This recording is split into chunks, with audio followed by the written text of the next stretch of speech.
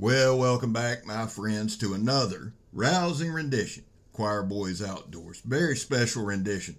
It's a Trench Panther Carnivora Tools rendition, if you will. We're going to talk all about it here in a minute. Listen, there was a time in this country where 22 vets a day took their own lives. Now, stats are everywhere. We're just coming off Memorial Day, so we know it's higher. That's why here on the channel, we focus on the number 0. Vets, we love you. You have a place here. You're welcome here. That's all that means.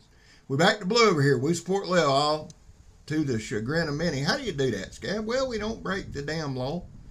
And when we do, because we have, we accept responsibility. And finally, if you are an addict, never quit quitting. So we've got a lot to cover right here, guys. I want to jump right into it. This whole video is a work of love from Don Moore Kramer to his grandfather, Don Gordon Moore.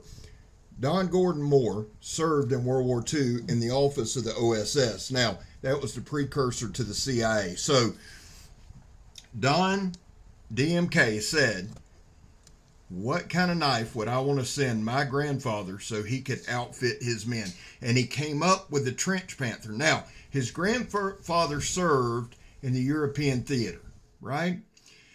The OSS would go behind enemy lines and work clandestine missions. They put their lives on the line every day. When I got this in, the first thing I thought of 3 groups, 3 different groups. I thought of Merrill's Marauders.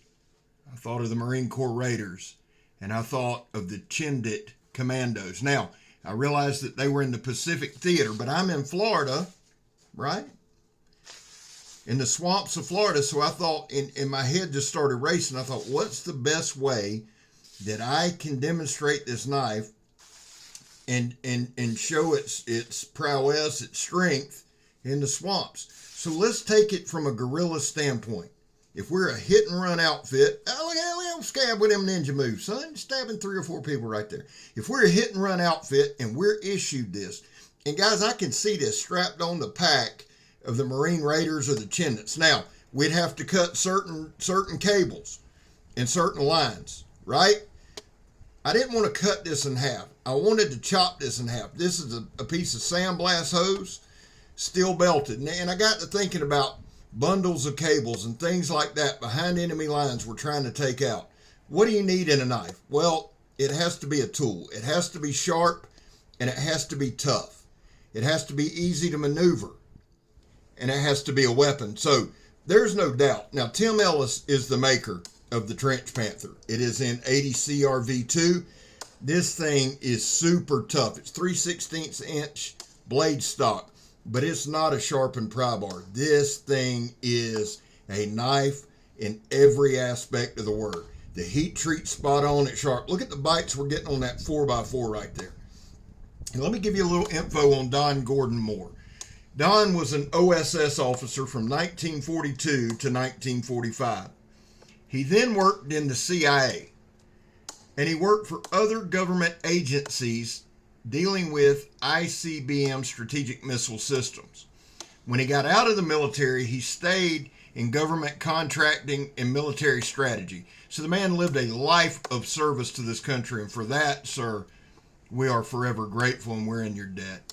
Now, my understanding is Don Gordon Moore has passed on, and so his grandson, Don Moore Kramer, and we're going to just call Don Moore Kramer DMK from now on. DMK thought, I'm going to make a knife my grandfather would be proud of. And I'm going to tell you, Don, you hit it on the head. This thing is tough. It's wicked. You say, Scab, if they were in Europe, why would you say? Because I have to go with the surroundings that I have. We've got an industrial setting, right? Which could have been a European setting. But mainly we got some swamps, and we're going to head out to the swamps because we'd have to hack our way through. You want a knife that can hack your way through. It's got to stand up. It's got to be a weapon. It's got to do those things. Now, this is some foam, and it was a lot harder to stab than I thought. There goes Scab slicing. That foam was a lot harder to stab than I thought. Now, here's the sharpness test. It cut straight through the ratchet straps. In my opinion, if I was a hit-and-run raider, I would want something that was a tool, that was a weapon, that I could eat with, that I could do whatever I needed to do with, hunt with. Here's a little fighting with it. That D-guard gives you ample room. It's easy to manipulate. It's easy to maneuver. It comes with a skull cracking pommel. Here's the thing about that D-guard. And I was thinking about this today as I was out there smashing into that pallet. It's not just that it's a piece of steel hitting you, right? The edges on that thing, they're thin. They would shred you. And there's some hard stabs. So a couple punches, hard stabs. And this thing is not super heavy. Let me give you some stats before we get too far into it. The steel is 80 CRV2, and the maker again is Tim Ellis, and Tim did a hell of a job. It's 3/16 inch thick. The overall length is 19 3/4. The blade length is 13 1/8. The cutting edge is 11 3/4. The blade width, and this part I love, at its widest point is 2.5 inches, so it's plenty of blade width there. The handle length is 6.5. Now that's from the top of the handle to the pommel, but the inner grip is 4.5. Again, there's ample room in that D-guard. And I'm going to tell you, if you're in a jungle setting, if you're in a backwoods setting, that D-guard's not only for smashing somebody, but if you're having to cut through thickets and briars and things like that, it is a little piece of protection. The thing with this knife is this: it's a knife. The other thing I wanted to, let me hit on, and we don't do this a lot, let me hit on that sheath. The reason, and I don't know what made me think about it, but it came with a beautiful leather sheath. It's kind of got that weathered look, and I just thought about those Marines island hopping, right? And I thought about the Chindit warriors, which the Chindits were British, Gurkha, and Burmese guerrilla fighters. They hit, they run. So you got to be fast, you got to be maneuverable, you got to be stealthy. This knife, if you want to take somebody out, you can do it with this. You notice when I was stabbing the tire, I did some real slow pushes. I didn't just go crazy. I did some nice slow pushes. This knife is made for stabbing. Hell of a chopper, too. Hell of an overall around tool. I absolutely adore it. It comes with a nice choil. It has a ramp. It has several lashing points. It has everything you would want it to do. Now look at the bites and the control. You notice that I held the 4x4 up and chopped it. I'm holding this log up and chop it. And here we're just going to kind of hack and slash our way through the woods, through the swamp. That's why I said the Marines, the Chindits, and Merrill's Raiders, because I have a swamp environment. This is definitely something that would handle the things in the swamp, these vines and things like that. Now, this vine I've cut before, so it's not going to cut good and clean. It's got some dryness to it, so it's a little harder to chop. The thing is, guys, I spent a couple hours, solid couple hours, chopping, hacking, punching. Never got tired. I don't have the weight on it, but I never got tired. And you see that sheath there, and you see it's just kind of got that nice leather. It's really well done. G10 handles. No hot spots in the handle. Was able to cut through the thickets and the swamp. Handled all the chopping. Handled a lot of stabbing really, really, really well. Watch here. Gone. Well, maybe not. There it goes. It wanted to hold on, but it didn't. Some bitch held in there, didn't it? I probably should have picked another one to say watch here on. The thing is, I love this thing. Y'all know I do. I get excited about big blades. I get excited. But here's the deal. A lot of times you get a big blade, it's just a big beast. Maybe that was it. I don't know. It's just a big beast of a knife. This is a true knife. Hell, you could call it a short sword. You could use this as a machete, a weapon of war. You could use it for whatever you want. Now, right here, we're going to make us a little walking stick, a little spear, and later on, we're going to make a few punji sticks because you got to make weapons. You got to be able to defend yourself.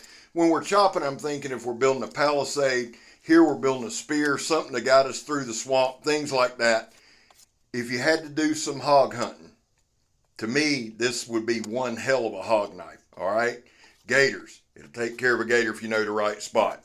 So you've got a tool, you've got a weapon, you've got a thing that you can depend your life on. And I'm going to tell you, let's talk a minute about the build. The build quality here is superb.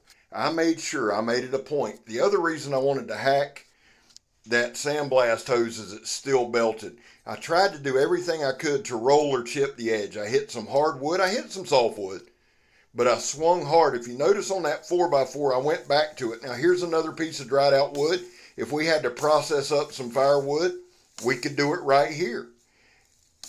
I've been impressed with Tim's builds. We had the Bastet. Tim was the builder there. We had the Mako. Tim was the builder there. And we have the Trench Panther. Now, guys, I'm going to tell you, when I got this thing, it was razor damn sharp. If you followed the channel at all, you know we've done a buttload of shorts using this thing. It is a slicing machine. Don, well done. I believe your grandfather would be proud. And like I said, I could definitely see this strapped to a pack coming out of an airplane or island hopping, hitting those clandestine missions, and you've got a tool that'll keep you alive. There you go. Balance that and swing it. I didn't mean to put that in there.